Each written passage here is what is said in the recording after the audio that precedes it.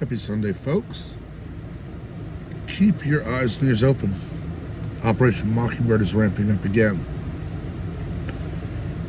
Every time one of their narratives starts to fall off, Americans begin asking why we're sending billions of dollars to Ukraine when we have record inflation and baby formula shortages and a wide open border. So they go back to Roe v. Wade. Alito clearly states in that opinion that all overturning it at the federal level does is respect the 10th Amendment. But they're not always on only one. There's a woman in Colorado who says she has over 4,000 ounces of breast milk. And she was going to donate it, but listing it online was easier, so she listed it for $1 an ounce, but will negotiate. And of course, this is all 100% legal, but the FDA has said that online sources may not have been screened for infectious diseases. It's right back to COVID. Well, yes, we understand that your baby needs breast milk or formula and that they will not be healthy if you don't get that. And we understand that we're sending formula to the border to be given away free to illegals and you can't find it. But that may not be safe, so we don't want you to buy it. There's already been a Democrat representative who said that the baby formula shortage is proof that reproductive rights are important. Almost literally saying, you can't find formula, just abort the baby. It is evil, pure and simple. The far left is determined to legalize abortion for any reason at any point.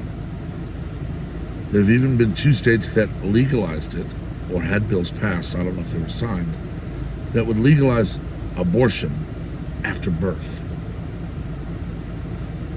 One of them did couch it in, if the baby dies due to neglect in the first however many days, then the mother will not be charged. Literally all they have to do is say, well, no, the baby died from neglect. They weren't murdered. The bill that failed in the Senate, thank you for that, Joe Manchin, would have legalized sex-specific abortions. So the liberals could have literally said, oh, I don't want a boy, I'll abort. Legalized partial birth abortion. Legalized abortion up to the moment of birth.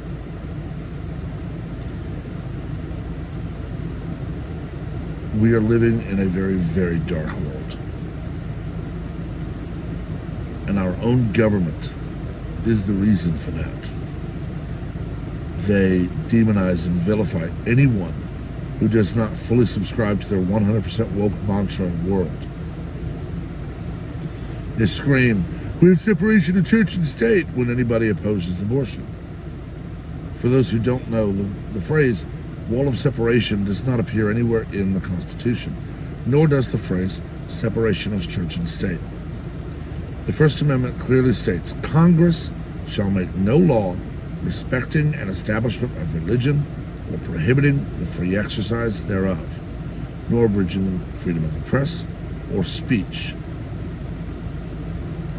Doesn't say that you can't sue someone or hold them accountable in other ways for what they say. Doesn't say the press is immune from prosecution.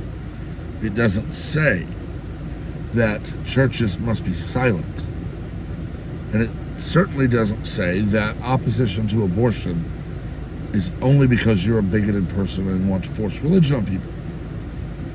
It says that there shall be no state religion, and we cannot restrict the free exercise of any religion. But the left constantly cries about it, tries to impose their litmus test to deny Christians anything and everything they can deny them, and more.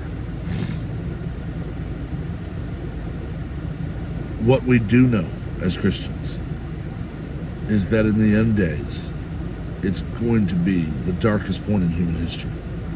Darker than the plague and the Dark Ages, darker than anything we've seen.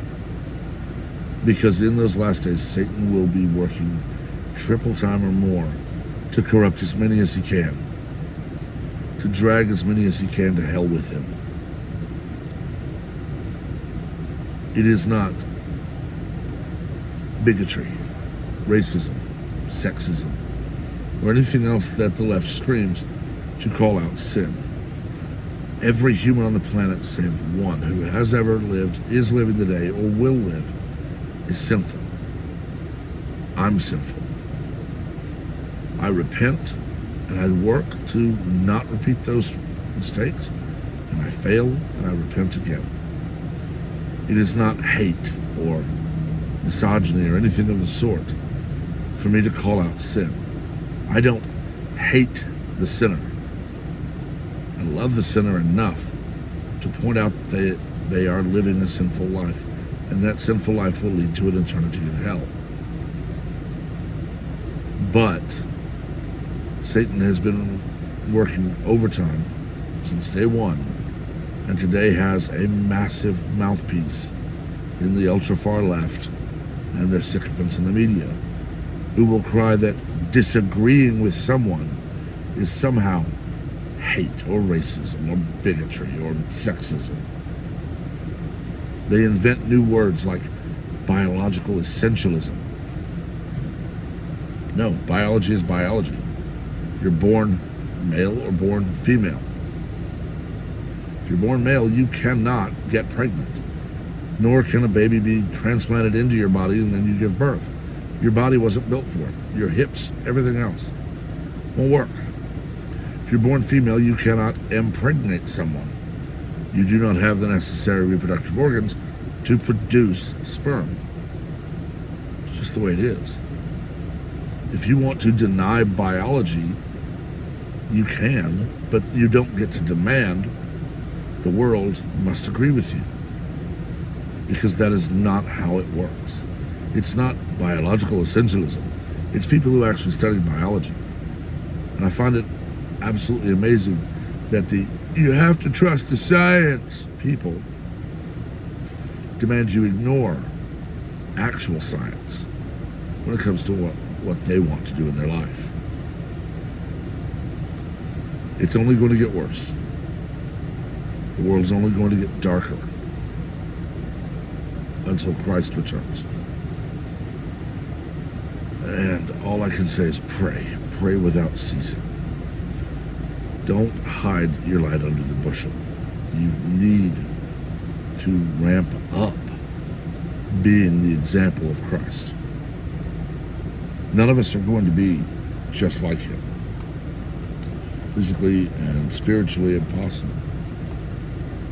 None of us can be that good. None of us can be perfect. Only he was. But if we live his example, if we live his words, we can help others see the truth.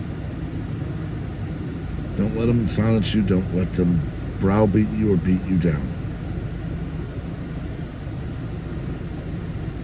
Because if you let them silence you, when you meet Christ, when you meet God the Father, you'll have to explain why you chose fear over faith. Anyway, you guys have a wonderful week. As always, I do appreciate all the subscriptions, comments. Just keep them civil. Make sure if you are subscribed, you have the bell notification on, because I don't post on schedule.